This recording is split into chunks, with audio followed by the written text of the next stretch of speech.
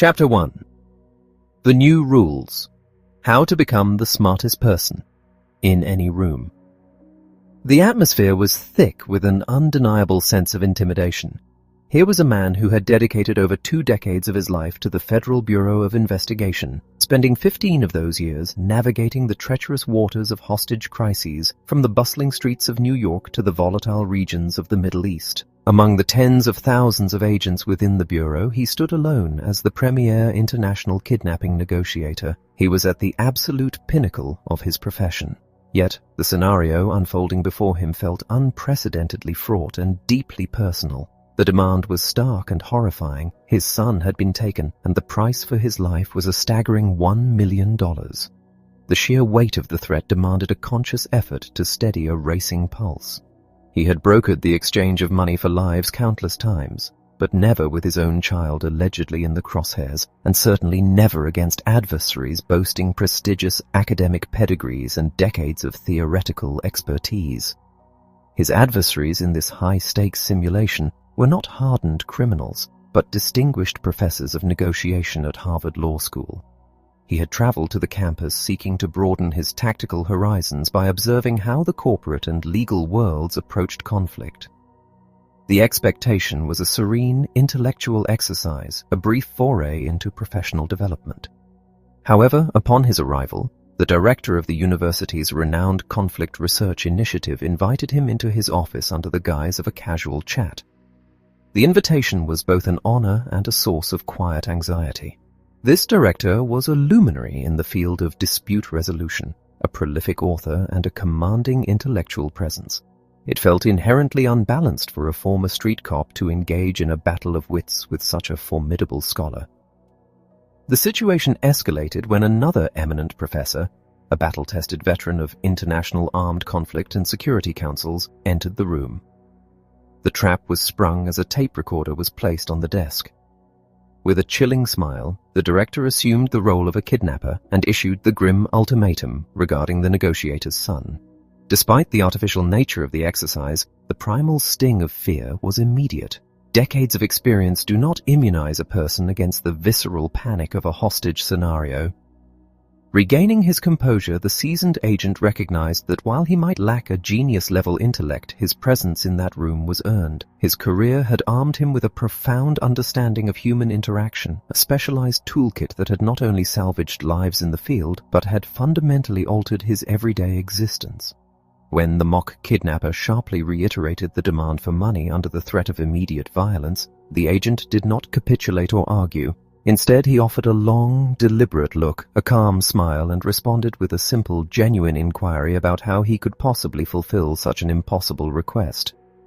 The brilliant academic hesitated, momentarily thrown off balance. It was clear they were operating under completely different paradigms. As the professor attempted to regain the upper hand by questioning the agent's willingness to let his son perish, the agent seamlessly introduced an apology, used the professor's first name to inject unearned warmth into the exchange, and gently asked for proof that his son was even alive before any financial logistics could be discussed. The sight of a towering intellectual flummoxed by what appeared to be naive questioning was striking. Yet this approach was far from foolish. It was a deployment of one of the most devastatingly effective strategies in the hostage negotiator's arsenal. By utilizing open-ended queries that require thoughtful responses rather than simple affirmations or denials, the negotiator buys crucial time. More importantly, it grants the adversary an illusion of total control. The opponent feels empowered, believing they are dictating the terms and solving the problems, completely unaware that the boundaries of the conversation have been subtly and rigidly constrained. Predictably, the academic began to stumble. The narrative frame had completely shifted. No longer was the conversation about the terrifying threat of murder. It had morphed into a logistical puzzle where the kidnapper was forced to explain how the ransom could be physically transferred and how life could be verified. Every subsequent demand was met with the same patient, confounding questions. When the second professor attempted to intervene with a harder, more aggressive angle gleaned from years in the Middle East, she too ran straight into the same impenetrable wall of deferential inquiry. Frustration mounted, faces flushed, and eventually the exercise was abandoned. The street cop had decisively outmaneuvered the titans of negotiation theory. This triumph was not a mere anomaly. Harvard had long been considered the epicenter of bargaining strategy, yet the methods forged in the crucible of the FBI's crisis interventions proved undeniably superior.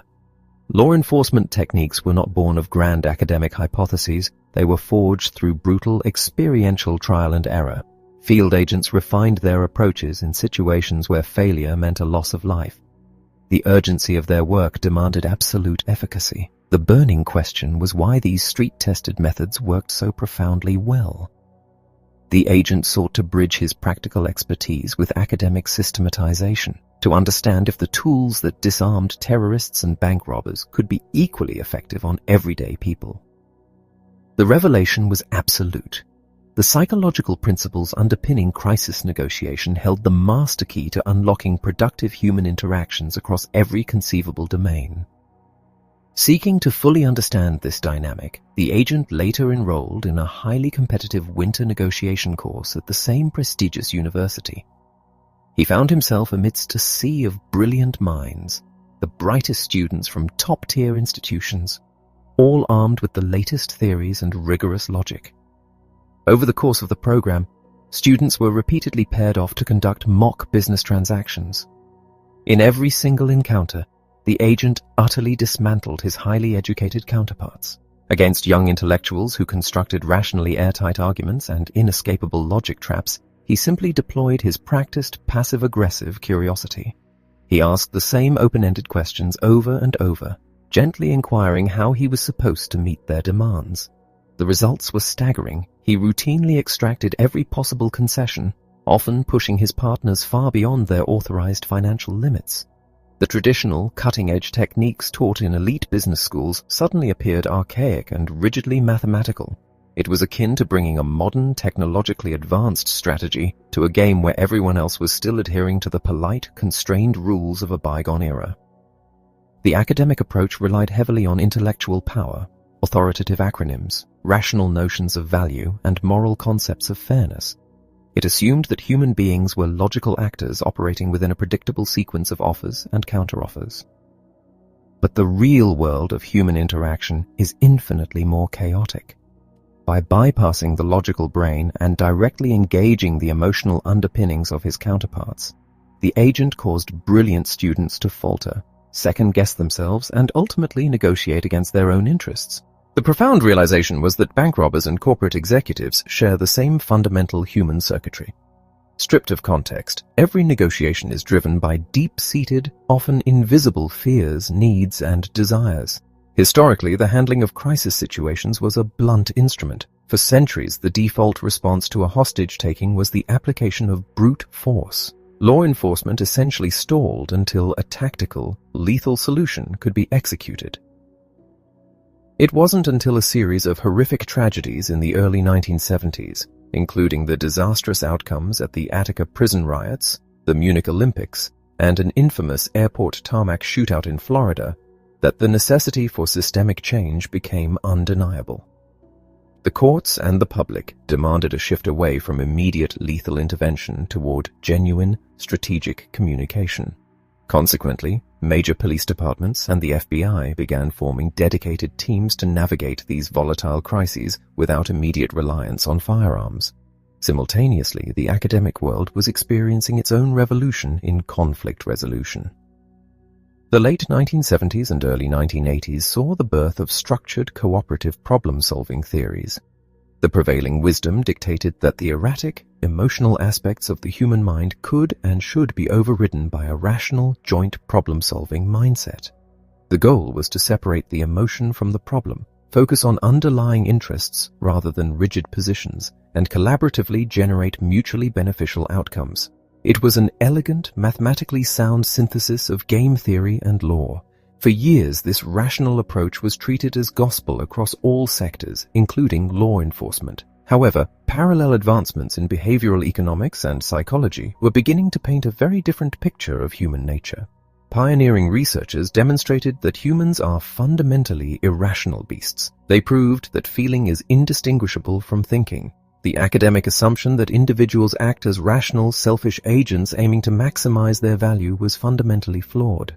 We are entirely susceptible to cognitive biases, framing effects, and an overwhelming aversion to loss. The human mind operates on two distinct levels, a fast, instinctive, and highly emotional animal brain, and a slower, more deliberative, logical brain. Crucially, the emotional brain is the dominant force. It forms the initial impressions and visceral reactions that entirely dictate the subsequent rationalizations of the logical brain. Attempting to negotiate by appealing strictly to logic without first understanding and influencing the underlying emotional currents is an exercise in futility. The FBI learned this lesson through bitter experience.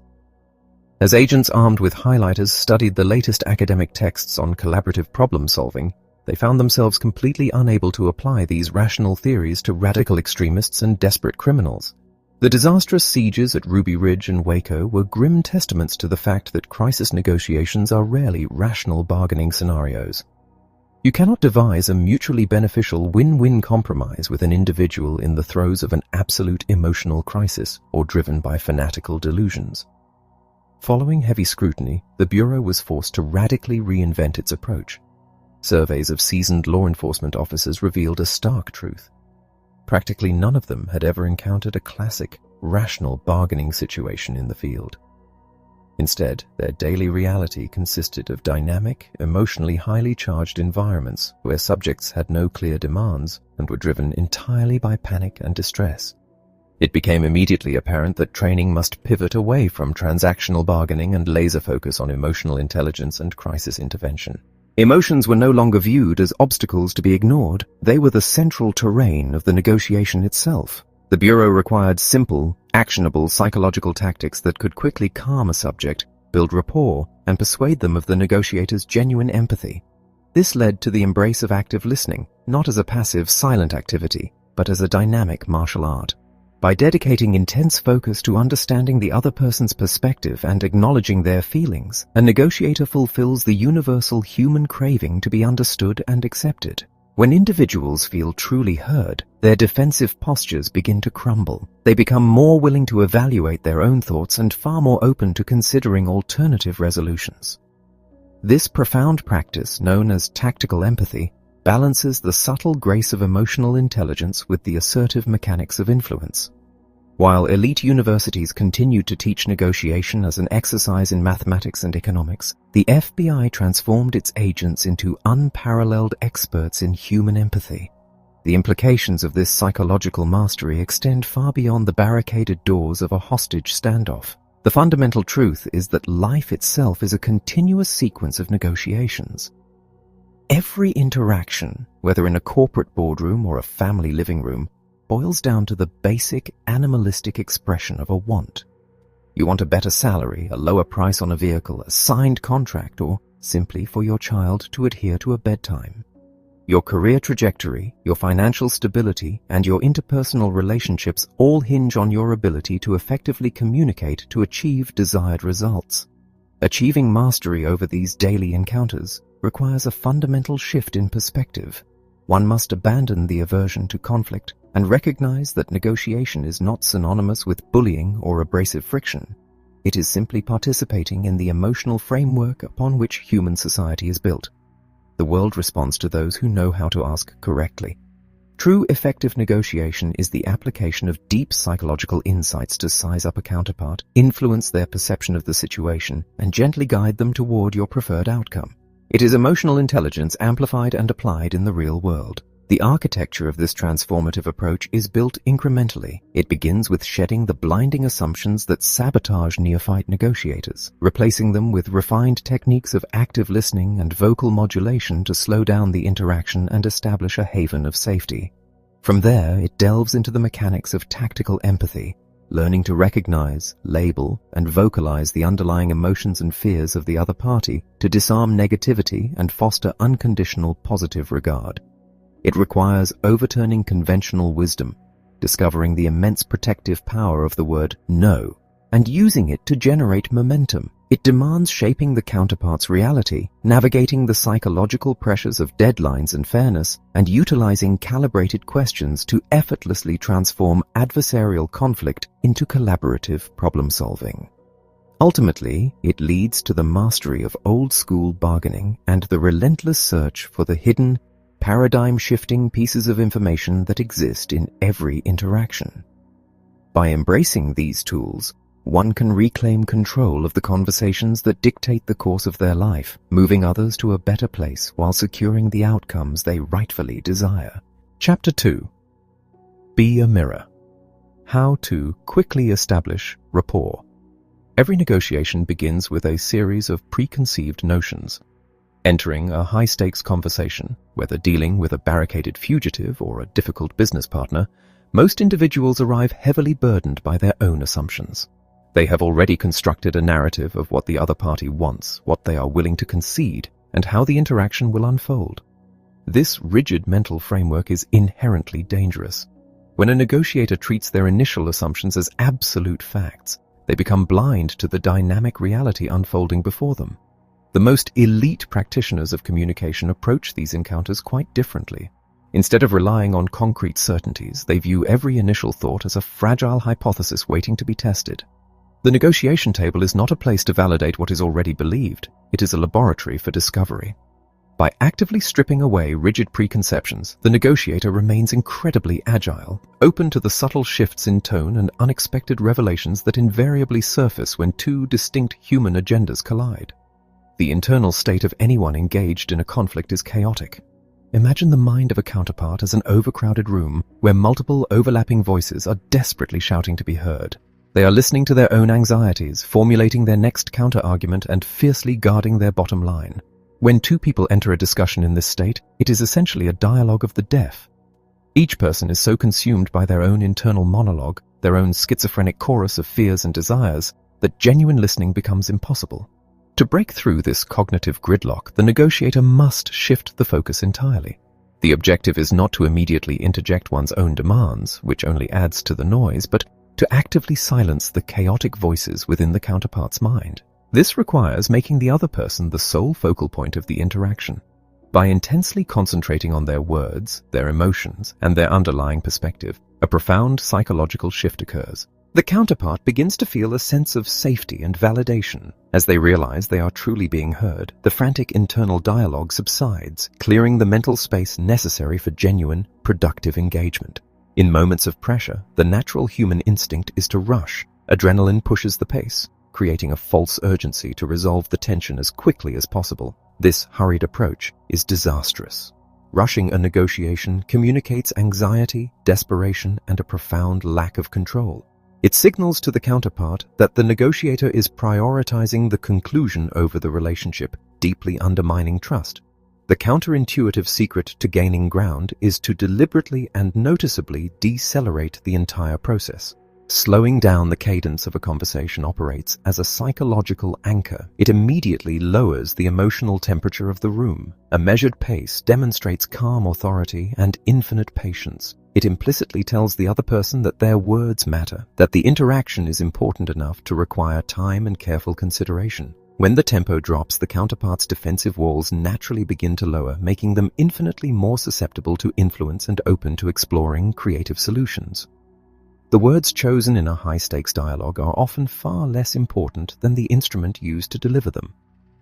The human voice is an incredibly potent tool, capable of instantly rewiring the emotional state of a listener. Most people instinctively rely on an assertive, declarative tone, believing it projects strength. In reality, it breeds resistance and defensive posturing. To navigate effectively, one must master 3 distinct vocal tones. The first is the late-night FM DJ voice, deep, soft, slow, and incredibly reassuring. This tone acts as an emotional tranquilizer. It is deployed to establish absolute authority without triggering aggression, signaling to the listener that everything is under control. When this voice is used, it physically slows the counterpart's brainwaves, bringing an immediate sense of calm to volatile situations. The second tone is the positive, playful voice. This is the default setting for a master communicator. It is light, encouraging, and carries the subtle smile of a person who is genuinely happy to be engaging. It relaxes the counterpart, encouraging collaboration and openness.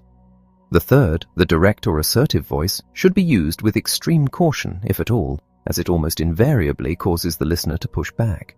The conscious application of the correct vocal tone is the foundational act of establishing a deep, almost involuntary rapport. Human beings are biologically wired to fear what is different and to seek comfort in what is similar. This deep-seated evolutionary trait can be powerfully leveraged through a technique as simple as it is devastatingly effective. Mirroring in the realm of high-level communication is not about mimicking body language or adopting someone's accent. It is a precise, verbal reflex. It involves taking the last 3 words, or the most critical 1 to 3 words, of what the counterpart has just said and repeating them back with an inquisitive, upward inflection. This incredibly subtle act works like pure psychological magic. When a negotiator mirrors an adversary, they are implicitly signaling a profound similarity. It tells the other person's subconscious that they are understood, that their world is recognized, and that it is safe to proceed. The beauty of the mirror lies in its ability to force the counterpart to elaborate, clarify, and ultimately reveal far more information than they intended, all without the negotiator ever having to ask a direct, potentially intrusive question. It creates a seamless rhythm of connection, encouraging the counterpart to keep talking, keep explaining, and keep feeling validated. Confrontation is often viewed as a necessary evil in bargaining, a clash of wills where one side must eventually submit. Yet, brute force is incredibly inefficient, usually resulting in damaged relationships and lingering resentment. True mastery lies in the ability to challenge an opponent, to fundamentally disagree with their position, and to pivot their perspective without ever triggering their defensive instincts. This delicate maneuver is achieved by sequencing the tools of connection. It begins with the deployment of the late-night FM DJ voice, instantly lowering the emotional stakes. Next, a well-timed mirror is introduced, taking the counterpart's rigid demand and reflecting it back as a gentle inquiry. This creates a moment of silence, a pregnant pause that forces the counterpart to confront their own words. The silence is not empty. It is a tactical void that the other person feels compelled to fill, usually by softening their stance or explaining the flaws in their own logic. By combining vocal control, mirroring, and strategic silence, the negotiator entirely avoids the adversarial clash. Instead, they create an environment where the counterpart effectively negotiates against themselves, dismantling their own demands while feeling completely respected and understood. The transition from an amateur to a master of interaction requires abandoning the instinct to control through force, and instead leading through profound, active listening. The foundation of this transformation rests on treating every assumption as a mere hypothesis to be vigorously tested against the reality of the counterpart's words. It demands the conscious silencing of internal anxieties, making the other person the absolute center of the universe to calm their turbulent mind. Time must be weaponized by slowing down the pace, demonstrating an unwavering, tranquil authority. The human voice must be calibrated, utilizing the deep, reassuring cadence of the late-night DJ or the open warmth of a positive demeanor to bypass cognitive resistance entirely. The subtle art of mirroring must be employed to foster a deep biological sense of similarity and safety, drawing out critical information without ever applying pressure. Ultimately, the synthesis of these techniques allows one to confront the most entrenched positions, seamlessly guiding an adversary toward a new reality without ever raising a sword, turning potential conflict into a profound exercise in collaborative discovery. Chapter 3. Don't feel their pain. Label it. How to create trust with tactical empathy. The hallway of the Harlem apartment building was suffocatingly tense, the air thick with the silent, heavy anticipation of a heavily armed crisis response team. Behind the barricaded door stood a fugitive, a man named Jimmy, who had spent the last 6 hours entirely unresponsive to the outside world. Traditional tactics would dictate a barrage of demands, a projection of overwhelming force, or an immediate escalation to breach the perimeter. Instead, the approach deployed was rooted in a profound psychological pivot. The negotiator did not yell orders or threaten consequences. He simply began to speak through the solid wood about the fugitive's internal reality. He painted a picture of the fear, the isolation, and the paralyzing dread of returning to the brutal confines of prison. This is the absolute essence of what must be deployed in any high-stakes interaction, an acute tactical application of empathy. This form of empathy is not synonymous with compassion or agreement. It does not require the negotiator to adopt the counterpart's moral framework or to feel a sense of pity. Rather, it is a deeply intellectual, rigorously observant process of stepping entirely into the other person's shoes to map the emotional and cognitive terrain they are currently navigating. By vocalizing an accurate understanding of the adversary's hidden fears and immediate pressures, the barrier between opponent and ally begins to irrevocably fracture. Operationalizing this profound understanding requires a specific mechanism of observation and verbalization. Human beings harbor a desperate fundamental need to be recognized and understood. When a negotiator observes an underlying emotion and carefully brings it to the surface, the dynamic of the conversation instantly evolves. This technique relies on attaching a tentative, non-judgmental hypothesis to the subtle physical and vocal cues the counterpart broadcasts, a tightening of the jaw, a sudden shift in posture, or a defensive edge in their tone. The phrasing utilized in this maneuver is of critical importance. Asserting absolute knowledge of another's feelings triggers immediate defensiveness and ego protection. Therefore, the observations must be framed as neutral, external perceptions. By opening with phrases that suggest how a situation appears or sounds, the negotiator removes their own ego from the equation, making it entirely about the counterpart's reality. Once this gentle observation is placed into the air, the most vital and difficult step is to embrace absolute, unyielding silence. This deliberate void creates an immense psychological pressure, compelling the counterpart to expand upon the identified emotion, thereby revealing the hidden motivations and structural vulnerabilities of their position. Navigating this emotional landscape requires a deep understanding of human neurology. The human brain is biologically wired to prioritize threats. Survival instincts dictate that fear, suspicion, and anger, the domain of the amygdala, scream far louder than rational logic or cooperative sentiments. A fatal error in conflict resolution is the attempt to ignore or suppress these negative undercurrents. Unaddressed negativity does not spontaneously dissipate. It ferments and solidifies into immovable resistance. The elite communicator operates as a psychological surgeon, aggressively seeking out these negative emotions.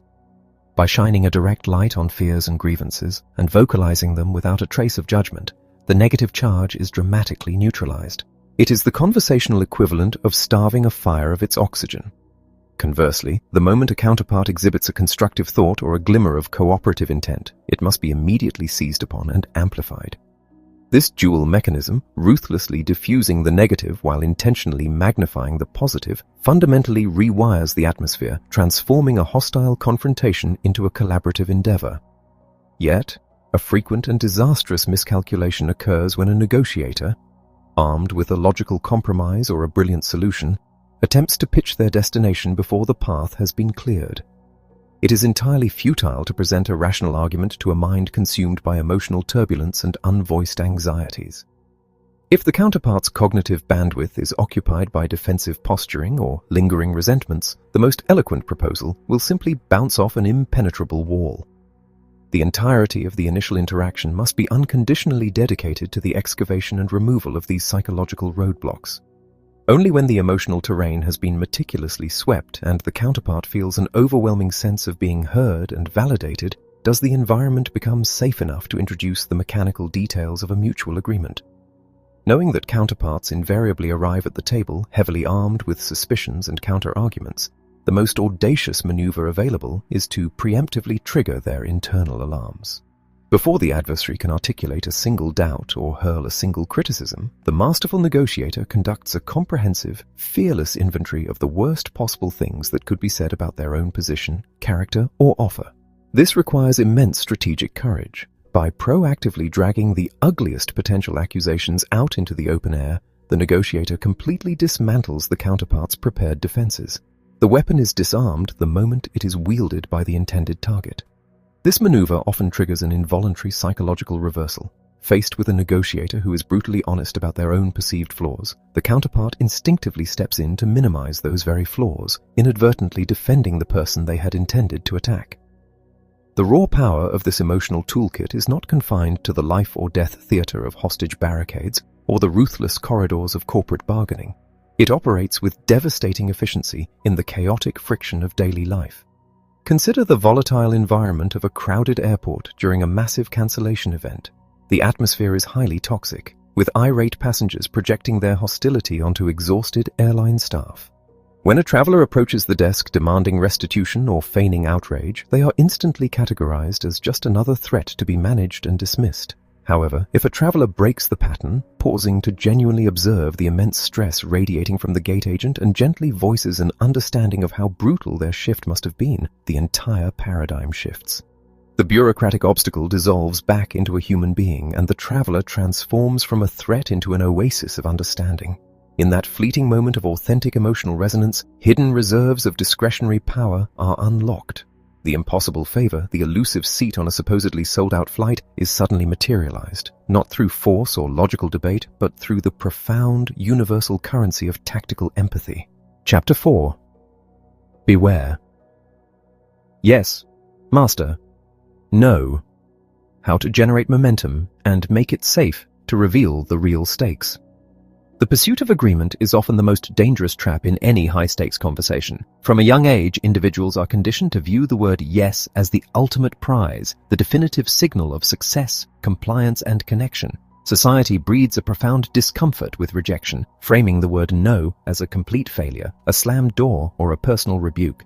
Consequently, the amateur negotiator steps into the arena armed with a desperate strategy to solicit a continuous stream of affirmations, believing that if they can just string enough of these positive responses together, the final binding agreement will inevitably follow. This is a catastrophic misinterpretation of human psychology. In reality, the word yes is often an illusion, a masterfully deployed counterfeit currency designed to appease, to deflect, and ultimately to escape.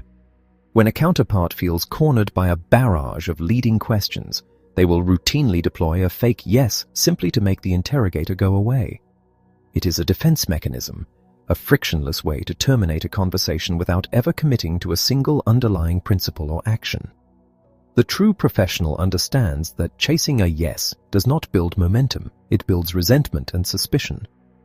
To master the architecture of persuasion, one must completely invert this ingrained paradigm. The word no is not the termination of the negotiation, it is the precise moment the genuine negotiation begins.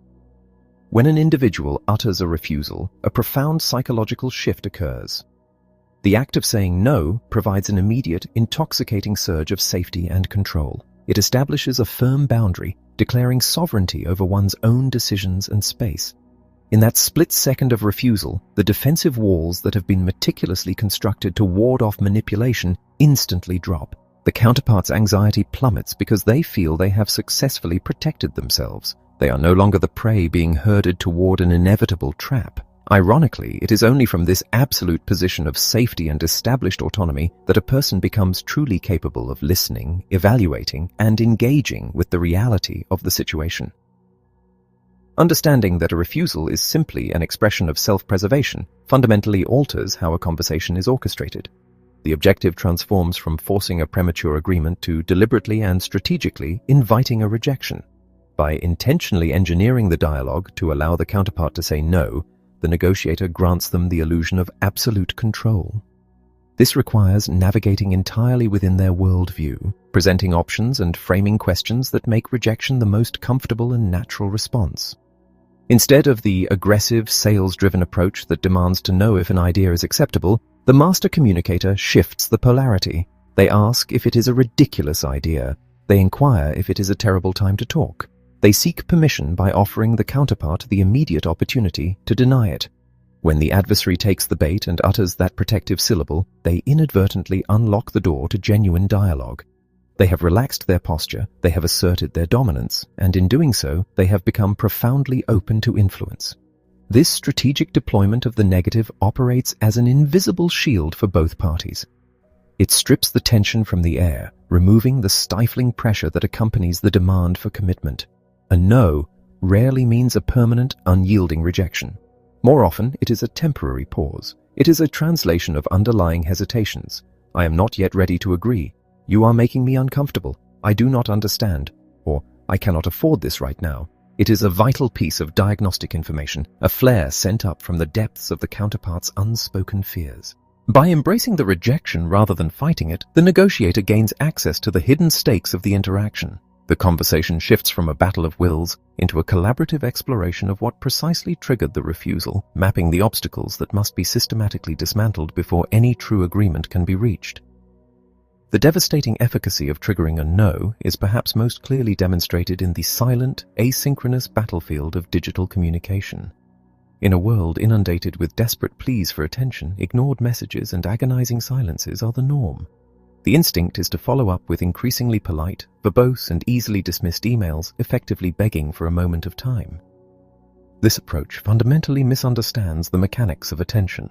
To shatter the silence, one must bypass the polite rationalizations and strike directly at the psychological aversion to loss and the fundamental desire for closure. The mechanism is a singular, concise inquiry designed to provoke an immediate, defensive no. By simply asking if the counterpart has entirely given up on the project or the relationship, the dynamic is instantly reversed. It is no longer a request for their time. It is a gentle, implicit threat of termination. Faced with the prospect of an unceremonious end, the counterpart's protective instincts flare. They rush to correct the record, to assert that they have not surrendered, thereby breaking the silence and re-engaging in the dialogue. Ultimately, achieving mastery in human interaction demands the total abandonment of the fear of rejection. It requires the profound realization that yes is a meaningless destination if the journey was forced, and that no is the essential protective gateway through which all authentic agreements must pass. By transforming the dialogue into a sanctuary where the counterpart feels utterly safe to decline, disagree, and set boundaries, the negotiator disarms the most potent weapons of resistance. The environment is cleansed of counterfeit affirmations and manipulative pressure, replaced by a crystalline clarity. In this liberated space, the counterpart is no longer a hostile adversary to be conquered, but a willing participant in the intricate, collaborative dance of uncovering the real stakes and charting a course toward a lasting, mutual resolution. Chapter 5. Trigger, the two words that immediately transform any negotiation. How to gain the permission to persuade.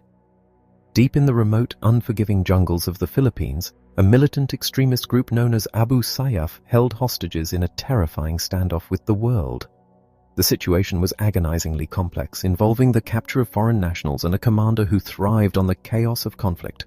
As the principal negotiator monitoring the situation from thousands of miles away, the task was not merely to bargain, but to somehow bridge an immense ideological and geographical chasm. The militant leader was resolute, delivering blistering rhetoric about historical injustices, religious mandates, and deep-seated grievances against the government. Traditional logic, pleas for mercy, or hardline threats were completely useless against a man fortified by such absolute conviction. A shift was required. Instead of arguing the facts, the negotiation team pivoted entirely to meticulously chronicling the leader's grievances. They listened with extreme precision, capturing the full weight of his anger and the specific nuances of his historical outrage.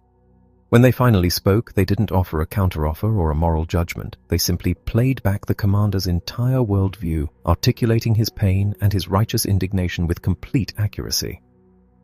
The response across the radio crackled with a distinct, quiet satisfaction. The commander uttered two simple words. "That's right." In that microscopic moment, the entire trajectory of the crisis shifted. The adversary felt completely understood, and the psychological walls that had blocked all progress instantly began to crumble. The architecture of human connection is built upon a foundation of mutual understanding, but reaching that bedrock requires more than just passive listening. It demands the active engineering of a subtle epiphany within the mind of the adversary. People desperately guard their deeply held beliefs and positions, treating any external logic as a hostile invasion. You cannot forcefully inject an idea into someone else's consciousness and expect it to take root. Instead, the ultimate goal of persuasion is to guide the counterpart to a place where they willingly acknowledge the reality of the situation on their own terms. This breakthrough occurs when they hear their own thoughts, fears, and motivations reflected back at them with such stunning clarity that they experience a sudden, involuntary spark of recognition. It is an epiphany of validation. When an individual feels that you have perfectly mapped the topography of their internal world, their defensive posture dissolves. They no longer view you as an opponent to be defeated, but as a mirror reflecting their own truth. This transition is not marked by a reluctant concession, but by a definitive affirmative realization that you have captured the exact essence of their struggle. Arriving at this transformative juncture requires a highly disciplined application of conversational mechanics.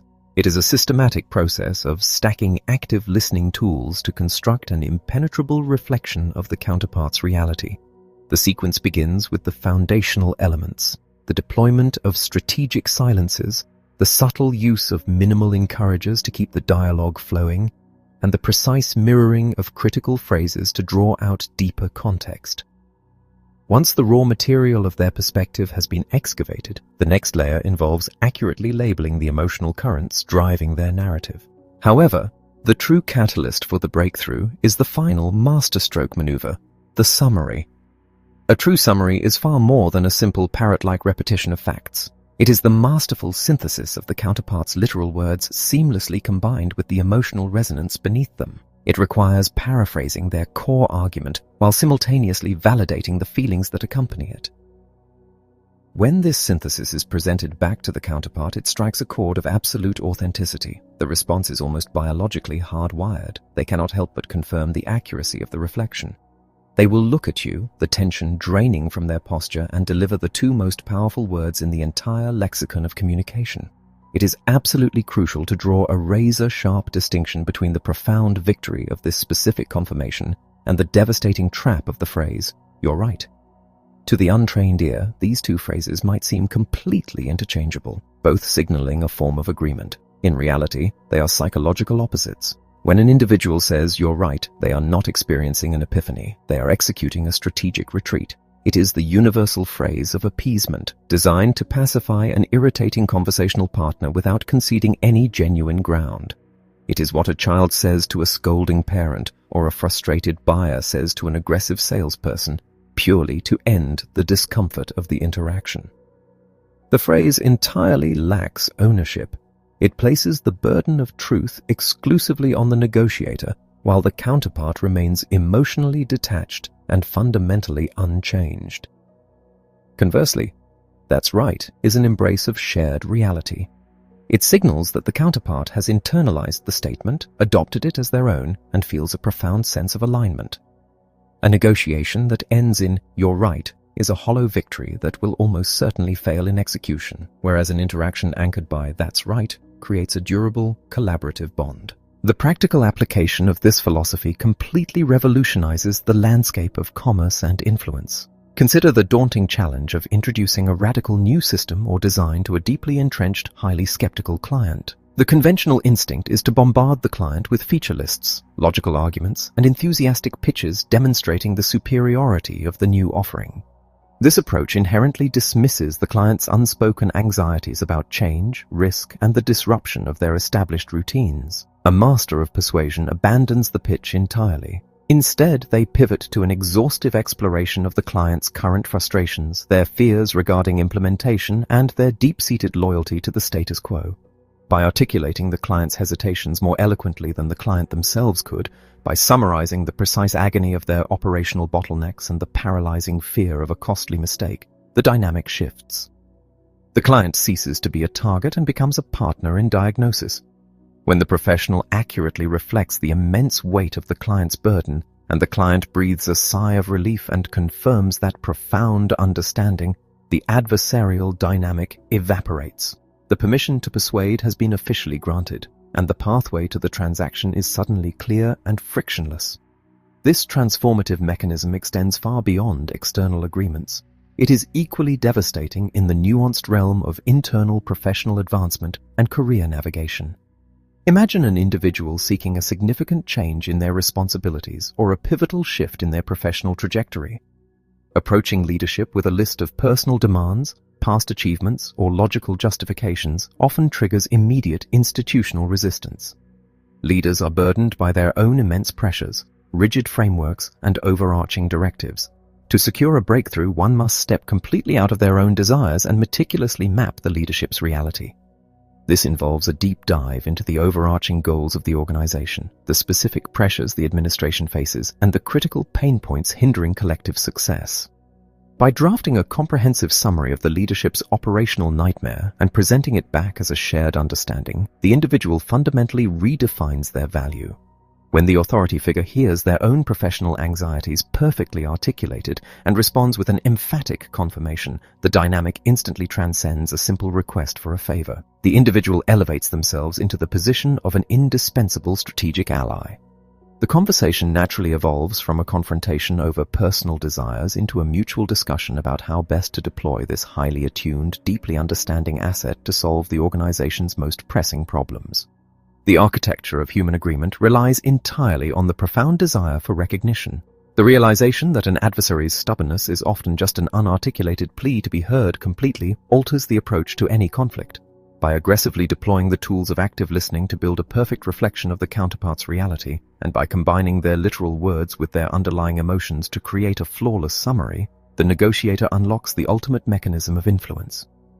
The pursuit must always be the transformative spark of shared understanding, actively avoiding the hollow dismissal of a polite concession. When those two affirmative words of total alignment are finally spoken, the invisible barriers to persuasion vanish, leaving a clear, collaborative path toward a deeply satisfying and lasting resolution. Chapter 6. Bend their reality. How to shape what is fair. The conventional wisdom that governs almost every boardroom, marketplace, and dining table insists that the ultimate virtue in any dispute is compromise. We are relentlessly conditioned to believe that splitting the difference is the hallmark of a mature, reasonable resolution. This belief is entirely rooted in a desperate desire to avoid conflict and maintain a facade of politeness. Yet, when subjected to the brutal, unforgiving pressures of a genuine crisis, the concept of compromise is revealed as a catastrophic failure of imagination and courage. Consider a scenario where an individual insists on wearing black shoes to a formal event while their partner demands they wear brown. The universally praised solution of compromise, splitting the difference, would result in the individual leaving the house wearing one black shoe and one brown shoe. This outcome is not a triumph of diplomacy. It is an absurd disaster that satisfies absolutely no one and achieves nothing of value. In high-stakes environments, whether navigating a hostage exchange or a critical corporate acquisition, meeting in the middle does not represent a mutual victory. It represents a mutual surrender. It is a lazy escape from the arduous, psychologically demanding work of uncovering the hidden, asymmetrical values that can genuinely satisfy both parties. When negotiators resort to splitting the difference, they abandon leverage, sacrifice their core objectives, and walk away with a fundamentally defective agreement born out of a profound fear of friction. This paralyzing fear is almost always exacerbated by the relentless ticking clock of a deadline. Time is the invisible, psychological variable that distorts perception and forces irrational action. In the theater of negotiation, a deadline is rarely a physical reality. It is almost entirely an artificial construct designed to manufacture panic. When an individual feels the walls of time closing in, their cognitive bandwidth narrows drastically. The rational brain shuts down, replaced by a desperate instinctual urge to make any deal simply to alleviate the excruciating pressure of the impending cutoff. However, the true nature of deadlines is deeply paradoxical. They are often arbitrary, self-imposed, and infinitely more flexible than they appear. The profound error most amateur negotiators make is hiding their own deadlines, believing that revealing a time constraint surrenders leverage to the adversary. The exact opposite is true.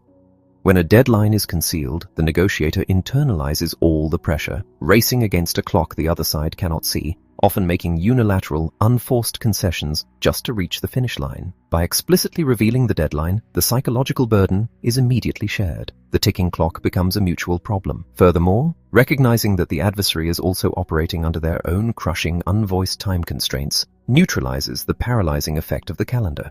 Time ceases to be a weapon wielded against you and becomes a malleable element of the environment, a tool to be manipulated and mastered. If time is the invisible pressure in a negotiation, the concept of fairness is the emotional nuclear option. The human brain is not a purely rational calculating machine. It is a deeply emotional organ, hypersensitive to perceived inequities. In the realm of bargaining, the word fair is entirely devoid of objective mathematical reality.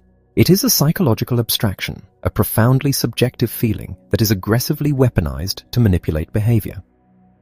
When an adversary feels they are being treated unfairly, an irrational, destructive anger overrides all logical considerations. People will routinely and enthusiastically destroy deals that are highly beneficial to their own financial interests, simply to punish a counterpart they believe is acting unjustly. The deployment of the F word in a negotiation takes three distinct, highly manipulative forms. The first is a defensive-aggressive maneuver where a counterpart claims they just want what is fair, instantly placing the negotiator on the defensive and subtly accusing them of exploitation. The second is far more insidious. The counterpart presents a final, restrictive offer and confidently declares it to be a fair deal, effectively challenging the negotiator's moral compass if they dare to refuse.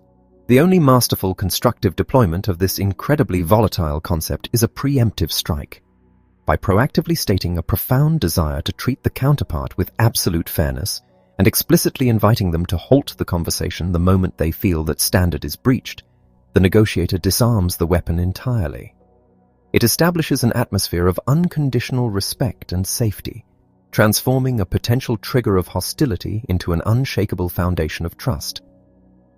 Mastering this emotional landscape requires a deep understanding of how human beings process, value, and risk. Behavioral economics has thoroughly dismantled the classical assumption that individuals are rational actors seeking to maximize their gains. The profound reality, governed by a principle known as prospect theory, is that the human mind is fundamentally hardwired for loss aversion. The psychological pain of losing something is mathematically and viscerally far more intense than the pleasure of gaining something of equal value. People will take extraordinary, even reckless risks to avoid a perceived loss, while remaining deeply conservative when presented with a potential benefit.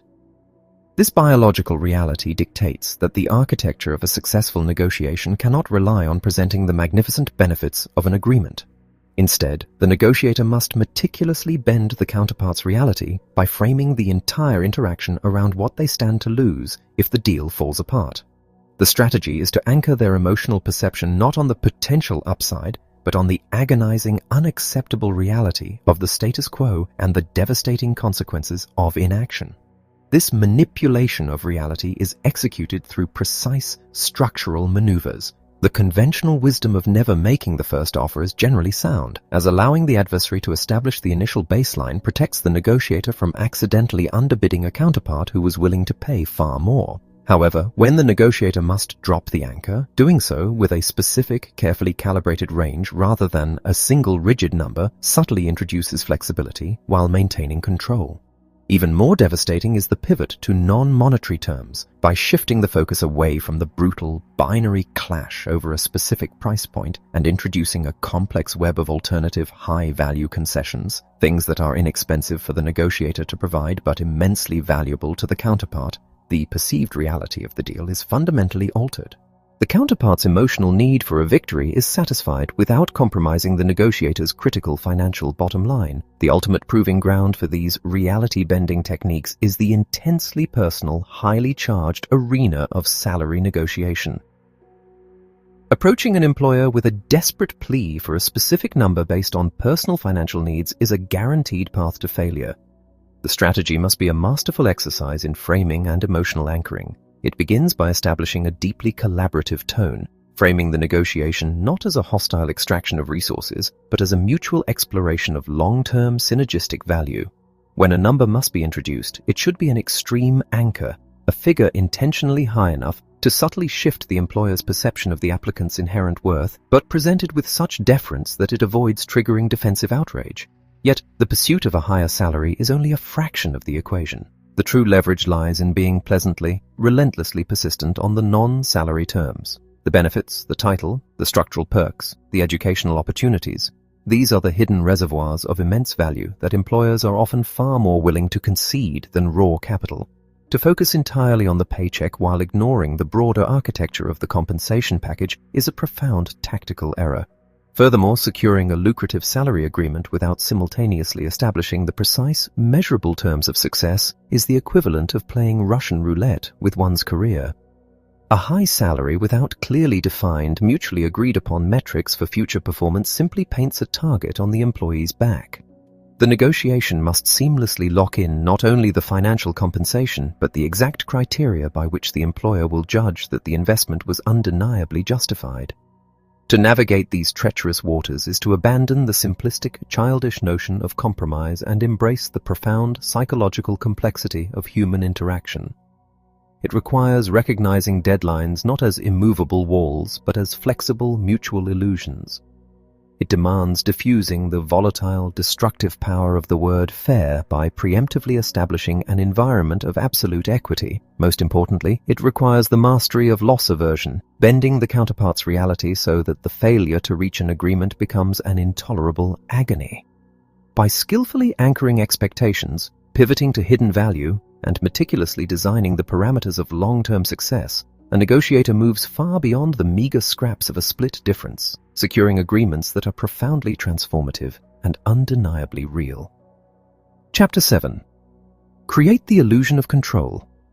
How to calibrate questions to transform conflict into collaboration.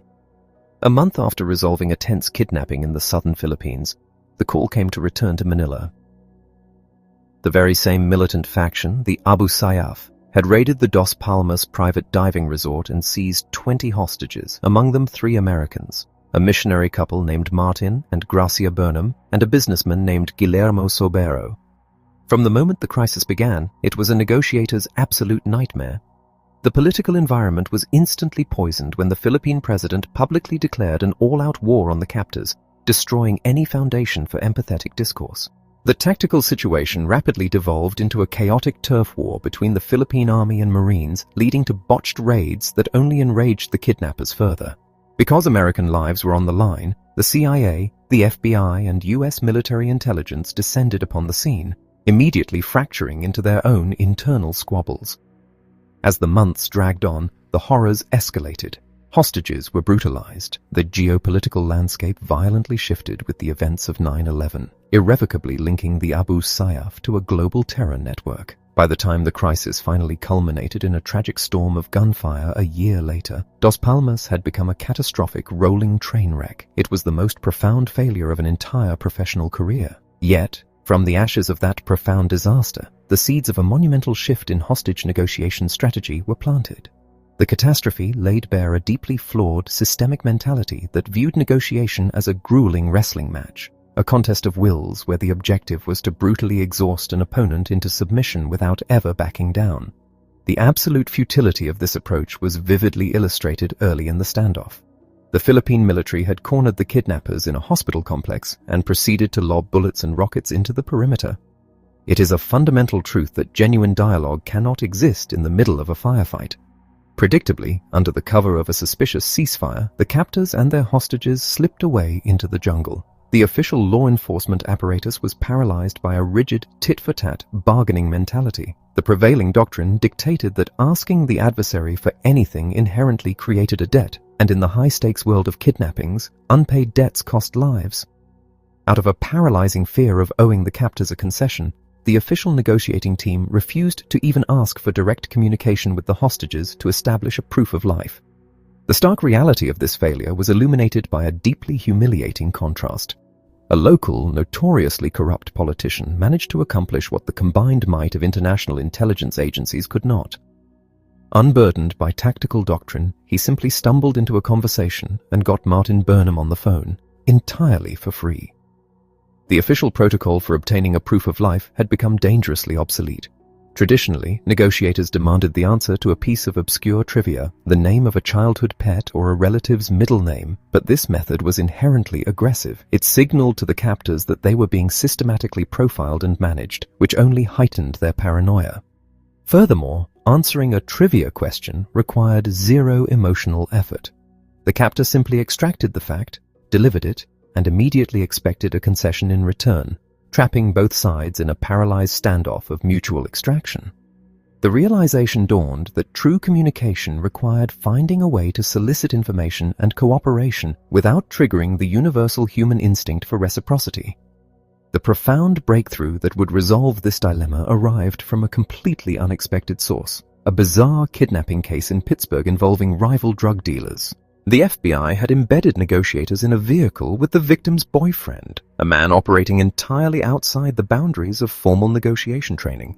When the captor demanded a ransom, the boyfriend did not demand a trivial proof of life.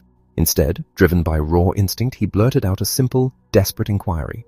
He asked how he was supposed to know his girlfriend was even all right. The reaction on the other end of the line was staggering. The hardened captor fell completely silent. Stunned by the unexpected framing, the kidnapper's aggressive posture dissolved, and he spontaneously volunteered to put the woman on the phone. This unsophisticated street dealer had inadvertently executed a masterpiece of psychological influence. He had asked an open-ended question that forced his adversary to pause and mentally engage with the dealer's problem. The genius of this maneuver lies in the mechanics of human resistance. In any adversarial dynamic, the starting point is a state of active unbelief and complete rejection of the opponent's perspective. If a negotiator attempts to forcefully impose their will, the result is a violent clash of hard skulls. The objective is not to violently conquer this unbelief, but to gently suspend it. By asking a calibrated question that inherently seeks help, the negotiator completely alters the psychological terrain. The adversary does not feel cornered or threatened. Instead, they are granted the ultimate psychological comfort, the illusion of control. When the kidnapper offered to put the victim on the line, he believed he was dictating the terms. He was entirely unaware that he had just solved the negotiator's problem for him. True persuasion is not about forcing an adversary to accept your ideas. It is about subtly riding their energy, gently guiding them so they arrive at your desired destination under the firm belief that it was their own chosen path. This mechanism of influence is remarkably versatile, operating with equal devastation in a hospital ward or a corporate boardroom. Consider a medical crisis where an irate, terrified patient rips out his intravenous lines and demands to leave the hospital because of a delayed test result. A direct confrontation, an authoritative command that he cannot leave, will only trigger a desperate fight-or-flight response. The masterful intervention involves a senior physician acknowledging the patient's valid frustration and calmly asking what he hopes to achieve by leaving. When the patient explains his anxiety over uncompleted personal errands, the physician offers the hospital's resources to handle those tasks. The confrontation evaporates. The patient's bravado is neutralized not by force, but by a carefully calibrated inquiry that makes him the architect of his own continued care. The architecture of these calibrated questions relies on strict structural rules. They must almost exclusively begin with the words how or what. These specific interrogatives strip the conversation of aggression. Conversely, the word why must be treated with extreme caution, as it is universally perceived as an accusation. A question beginning with why instantly forces the counterpart into a defensive posture, demanding they justify their actions. By framing inquiries around how and what, the negotiator implicitly asks for guidance, forcing the counterpart to expend their cognitive energy on formulating a solution to the shared dilemma. When navigating a corporate dispute over an approved travel budget that is suddenly being revoked, demanding to know why the decision was changed is a tactical error. Gently asking what the superior originally had in mind when they approved the trip respectfully acknowledges their authority, strokes their ego, and often leads them to reinstate the approval simply to maintain their posture of benevolent control. Yet, possessing the intellectual framework of calibrated questions is entirely useless without the absolute mastery of emotional regulation. The deployment of these psychological tools requires a negotiator to completely suppress their own primal instincts. When verbally assaulted, the natural biological reaction is a surge of anger and a desperate urge to counterattack. This fight-or-flight response, driven by the brain's emotional center, catastrophically impairs rational thought. A negotiator who cannot govern their own emotional turbulence cannot possibly hope to orchestrate the emotional state of their adversary. When a counterpart feels powerless, they adopt a hostage mentality, lashing out wildly to reclaim a sense of dominance. Meeting this aggression with equal force guarantees mutual destruction. The master practitioner must physically bite their tongue, consciously overriding the urge to strike back. By responding to a vicious attack with a calm, unruffled, and calibrated question, the negotiator effectively disarms the hostility. The interaction is no longer a battle of wills, but a collaborative puzzle orchestrated by the very person who appears to be asking for help. The ultimate power in any conversation does not belong to the individual making the demands. It resides quietly with the listener who uses the illusion of control to shape the entirety of the reality unfolding before them. Chapter 8. Guarantee Execution. How to spot the liars and ensure follow-through from everyone else. The thrill of securing an agreement is often the most blinding and dangerous moment in any high-stakes interaction. A negotiator can employ every masterful technique of empathy, carefully bend the adversary's reality, and secure a resounding affirmative, only to watch the entire arrangement disintegrate days later. The brutal reality of human interaction is that the word yes is entirely meaningless if it is not firmly tethered to a mechanical, step-by-step framework of how. A conceptual agreement is a phantom. It possesses no substance until the precise details of implementation are mapped out and owned by the counterpart. Pushing for a signature or a verbal commitment without exhaustively interrogating the logistics of execution is a recipe for a broken deal. The true work of persuasion does not end with a concession. It must immediately pivot to the tactical orchestration of reality. By relentlessly deploying calibrated questions focused entirely on the mechanics of the process, asking how a specific hurdle will be overcome or how a systemic failure will be addressed, the negotiator forces the counterpart to mentally construct the bridge from theory to reality. When the adversary builds the plan themselves, they unconsciously bind themselves to its success, transforming a fragile promise into an unbreakable operational directive. Yet, even with a seemingly robust plan, a negotiator must remain acutely aware of the invisible forces operating outside their direct line of sight. The individual sitting across the table, despite their posturing and aggressive confidence, is rarely the sole architect of the final decision. In any complex hierarchy, whether a family unit or a multinational corporation, there are hidden deal killers lurking in the shadows, the silent partners, the skeptical spouses, or the risk-averse legal departments. A masterful communicator must act as an investigator, carefully probing the counterpart to reveal the hidden dynamics and unspoken motivations of these absent stakeholders. It is equally critical to understand how to handle the abrasive, outwardly hostile personalities that often mask profound insecurity or lack of genuine authority. Confronting a difficult counterpart with reciprocal aggression only validates their hostility.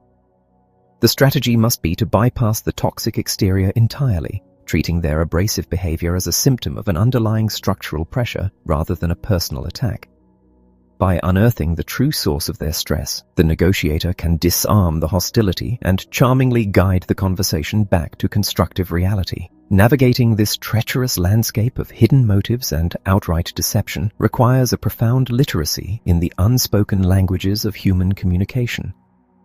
The actual words spoken in any exchange carry only a microscopic fraction of the intended meaning.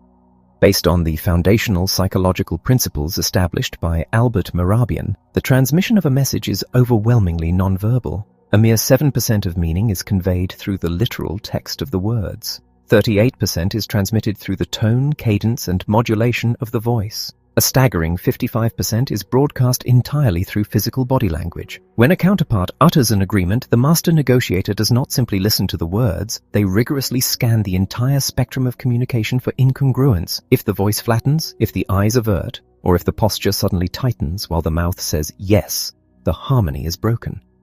This dissonance is the ultimate biological alarm system, signaling either deliberate deception or a profound, unvoiced hesitation that will inevitably sabotage the execution. The negotiator must immediately halt the progression and gently label this incongruence, bringing the hidden conflict to the surface before it destroys the deal. Because the human capacity for delivering a counterfeit affirmation is so deeply ingrained, a single commitment is never sufficient to guarantee follow-through. To ensure absolute structural integrity, an agreement must be tested under pressure. This demands the application of a rigorous standard, securing the commitment 3 separate times within the confines of a single conversation. However, simply badgering the counterpart by asking the same question repeatedly will instantly shatter rapport and breed hostility. The art of the triple confirmation lies in approaching the agreement from completely different tactical angles. The first confirmation is the initial, organic yes. The second might be achieved by deploying a carefully constructed summary of the implementation plan, triggering a resonant, "that's right." The third could involve a calibrated how question or a gentle label addressing the difficulty of the task ahead, forcing the counterpart to independently defend the viability of the plan. By rotating these tools, the negotiator stress tests the foundation of the agreement, stripping away any lingering illusions and cementing the counterpart's absolute dedication to the outcome. The architecture of power and deception is also intimately encoded in the subconscious selection of syntax. The way an individual utilizes pronouns offers a profound, unfiltered window into their actual level of authority. The conventional assumption is that those who dominate a conversation with first-person pronouns, constantly referring to I, me, and my, are the ones wielding the ultimate power. The psychological reality is the exact inverse.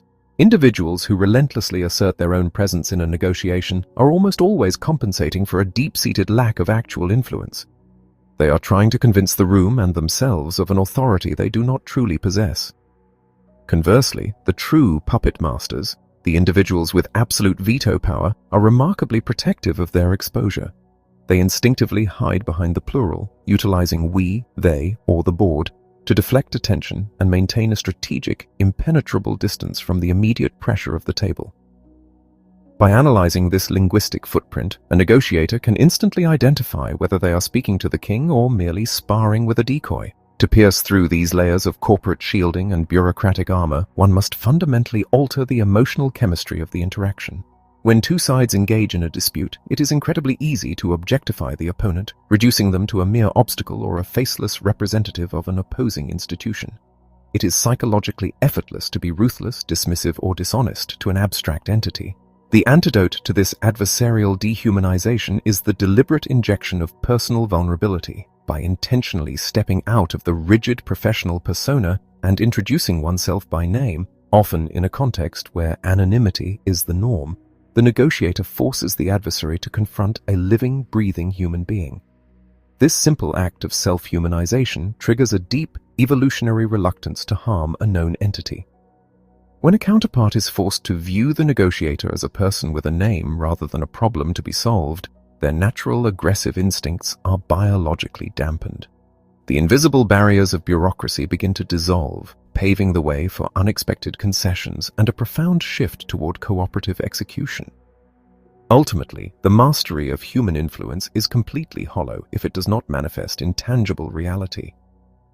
All the empathetic maneuvering, the intricate reality bending, and the delicate mirroring amount to nothing more than a polite conversation if the final terms vanish into the ether.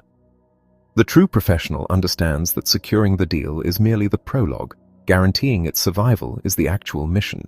It requires the relentless pursuit of the mechanical how, the vigilance to read the microscopic fractures in a counterpart's tone and posture, and the discipline to secure unbreakable, multi-layered commitments. By identifying the true architects of power through their linguistic tells and disarming institutional hostility through radical humanization, a negotiator ensures that the agreements forged at the table will withstand the brutal friction of the real world. Chapter 9. Bargain Hard. How to Get Your Price. The allure of a specific vehicle, a Toyota 4Runner painted in a mesmerizing shade of smoldering red, became an all-consuming obsession. After scouring the entire metropolitan region, it became apparent that only one dealership held this exact prize. Arriving at the lot with a singular focus, the inevitable dance of commerce began. The salesman, projecting the polished confidence typical of his trade, presented the sticker price of $36,000. Instead of meeting him with a counteroffer rooted in compromise, the response was a polite, unyielding anchor of $30,000 delivered with a deferential apology. When the salesman inevitably pointed to the sticker price, he was met with a calibrated inquiry, gently asking how such a figure could possibly be met. The interaction became a masterclass in calculated hesitation and deferential refusal. After multiple prolonged disappearances into the manager's office, and despite the salesman's attempts to extract a higher number, the price steadily dropped. The final victory was sealed not through aggressive posturing, but through a relentless, polite refusal to accept anything beyond the targeted price. This interaction highlights the fraught, inevitable climax of any complex interaction, the moment of haggling. Even after meticulously establishing rapport, navigating accusations and uncovering underlying motivations, the sheer friction of exchanging concrete numbers induces panic in most individuals. People naturally shy away from this phase, viewing it as a distasteful necessity. Yet abandoning discipline at this critical juncture guarantees failure against those who thrive in the clash of bargaining. Achieving mastery in this arena requires abandoning the amateur instinct for blind compromise and adopting a highly calibrated psychological framework. The foundation of navigating this friction lies in recognizing the distinct archetypes that populate the bargaining table. Human beings generally fall into one of three distinct behavioral profiles, and assuming that a counterpart views the world exactly as you do is a fatal error. The first archetype is the analyst. These individuals are fiercely methodical, entirely unconcerned with the passage of time and highly averse to surprises.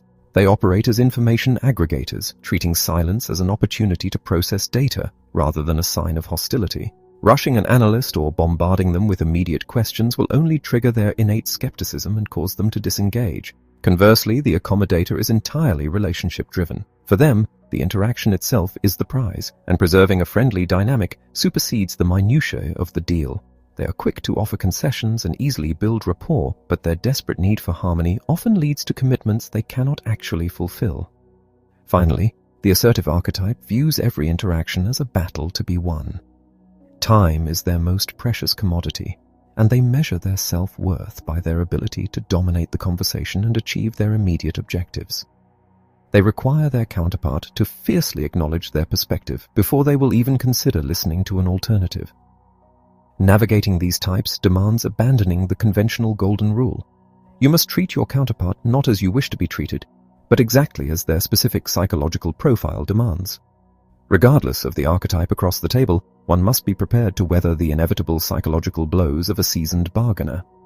In high-stakes environments, professionals do not operate within polite zones of possible agreement. They lead with extreme, highly disruptive anchors designed to shatter your expectations and drag your cognitive baseline to their advantage. When this extreme anchor lands, the natural biological response is a surge of panic and a desperate urge to counteroffer near your absolute maximum just to restore equilibrium.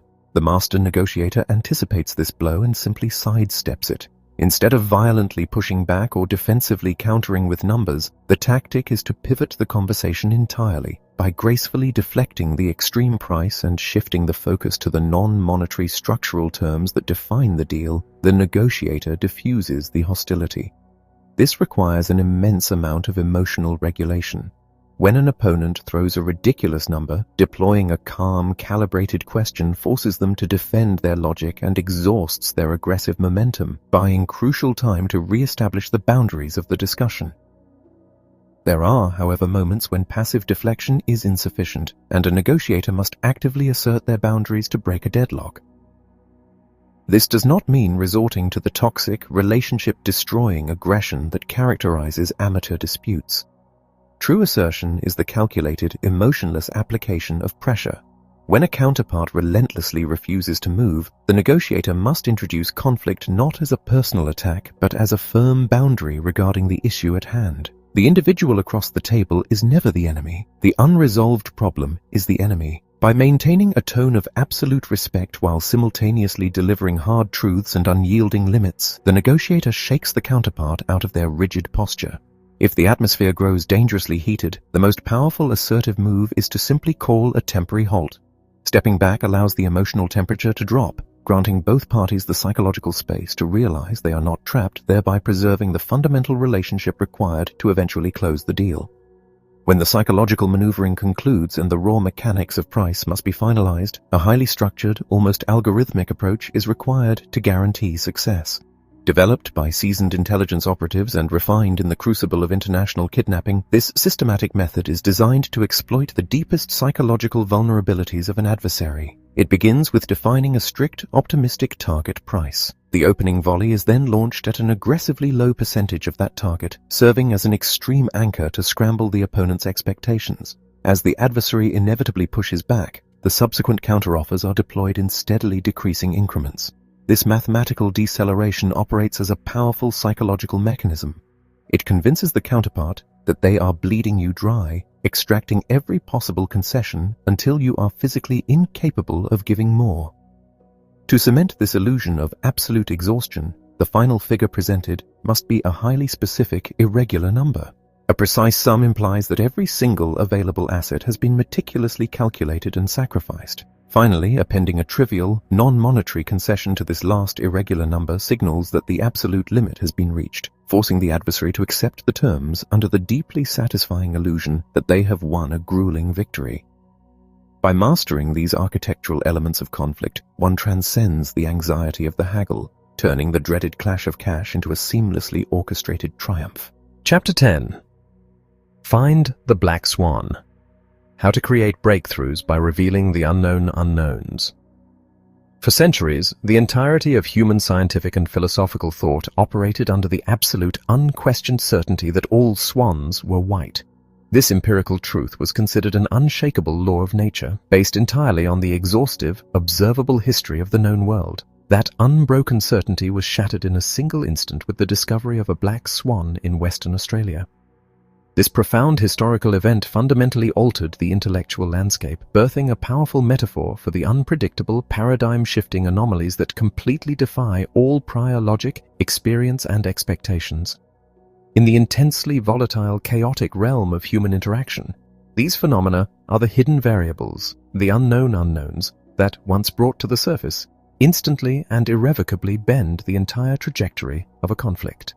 Every single negotiation, no matter how routine it may appear, is shadowed by these concealed pieces of information. The amateur approaches a dispute hoping for total certainty, armed with rigid assumptions, mathematical probabilities, and a predictable script. The elite practitioner, however, steps into the room aggressively hunting for the anomaly. The devastating life-or-death reality of the unknown unknown was violently demonstrated during a brutal hostage siege in Rochester, New York. A man named William Griffin had taken several bank employees captive, and the situation immediately defied all established tactical doctrine. Through the barricaded doors, he demanded that the police shoot him, a demand that, at the time, was incomprehensibly bizarre to the highly trained FBI negotiators on the scene. The psychological framework of crisis management was built on the fundamental assumption that a hostage-taker ultimately wanted to live, to escape, or to extract a tangible ransom. The negotiators operated entirely within this known, logical framework, waiting for the panic to subside so a rational exchange could begin. What they could not see, the lethal black swan concealed within the building, was that Griffin had already murdered multiple people before ever setting foot in the bank. His true, unstated objective was not a negotiated surrender, but a terrifying spectacle of suicide by cop. Because the law enforcement apparatus was completely blind to this horrifying underlying motive, they inherently misinterpreted every signal and stalled when they should have acted. The tragedy that inevitably unfolded forced a radical, agonizing evolution in crisis management, proving with brutal finality that the most dangerous pieces of information in any room are the ones we do not even realize we are missing. To navigate this perilous terrain, one must understand that in any adversarial interaction, knowledge is stratified into three distinct layers. First, there are the known knowns.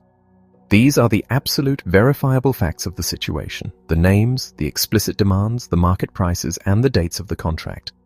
Next are the known unknowns. These are the variables we clearly recognize we do not possess, such as the counterpart's exact financial bottom line, their internal corporate deadline, or the presence of a competing offer. However, the true, decisive battleground lies in the third layer, the unknown unknowns. These are the deeply concealed vulnerabilities, the secret systemic pressures, the hidden architects of veto power, and the unvoiced religious, philosophical, or emotional beliefs driving the adversary. These black swans are almost never offered voluntarily at the negotiating table. They are heavily guarded, deliberately obscured by posturing and aggressive demands, and they must be relentlessly and strategically excavated. Excavating these hidden truths requires a complete departure from traditional bargaining mechanics. It demands abandoning the safety of one's own logical arguments and stepping fully and uncomfortably into the counterpart's deeply held worldview. It requires an unrelenting, granular observation of their unfiltered behavior, listening intensely not merely to their literal words, but to the microscopic, invisible emotional currents swirling beneath them. People are naturally guarded against interrogation, but they possess a profound biological vulnerability, the innate, evolutionary bias towards similarity. The human brain is ancient and hardwired to trust what is familiar and to inherently suspect what is different. By consciously and subtly reflecting the adversary's speech patterns, matching their physical cadence, and validating the specific vernacular of their worldview, a negotiator deliberately triggers this deep-seated similarity principle. As the counterpart begins to feel a profound, almost tribal sense of alignment, their defensive perimeter naturally collapses. They feel safe, they feel recognized, and they begin to speak more freely. It is in this unguarded, flowing stream of conversation that the black swan inevitably slips out, revealing the precise leverage needed to transform the impossible into the inevitable. The pursuit of this hidden leverage, however, is not merely an intellectual or tactical exercise. It is an act of supreme emotional courage. It requires the negotiator to stare directly into the terrifying abyss of human conflict without flinching. For the vast majority of people, the mere prospect of confrontation triggers a primal, paralyzing fear. Society relentlessly conditions individuals to view friction as inherently destructive. teaching us to compromise our desires, suppress our needs, and split the difference simply to maintain a fragile, false sense of peace. This deep-seated aversion to discomfort is the ultimate barrier to mastery. To truly harness the power of human interaction, one must systematically and brutally dismantle this fear. Conflict must be fundamentally reframed in the mind. It is not a violent threat to one's survival. It is the fiery, necessary crucible in which profound truth is revealed and genuine, lasting connection is forged. It is only by embracing the chaotic, deeply uncomfortable reality of human friction that one can push past the terrifying boundaries of the known and extract the extraordinary outcomes they rightfully desire. Ultimately, the journey from amateur bargaining to the absolute mastery of influence is a profound transformation of character. It demands the humility to accept that our initial assumptions are always fundamentally flawed, and it requires the relentless, insatiable curiosity to search for the invisible forces shaping the world around us. By mastering the delicate art of tactical empathy, carefully bending perceived realities and fearlessly hunting for the unknown variables that alter the course of history, an individual ceases to be a passive victim of circumstance. They become the deliberate architect of their own reality, moving confidently through a world of inherent conflict with the profound, unshakable understanding that the most powerful weapon in any room is the willingness to listen to the things that remain entirely unspoken.